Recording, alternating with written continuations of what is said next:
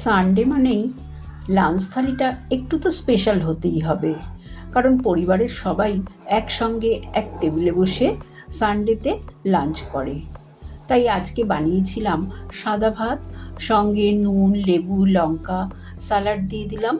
প্রথম পাতে খাওয়ার জন্য ভেজেছিলাম উচ্ছে আর কুমড়ো।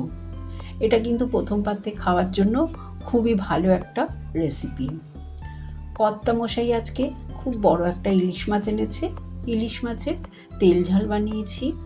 ইলিশ মাছটা হালকা কম মশলা দিয়ে বানিয়েছি, যেহেতু আজকে তো মাংস হতেই হবে। ছেলে মেয়ে মাংস না হলে আবার রবিবার দিন ওদের ভালো লাগে না।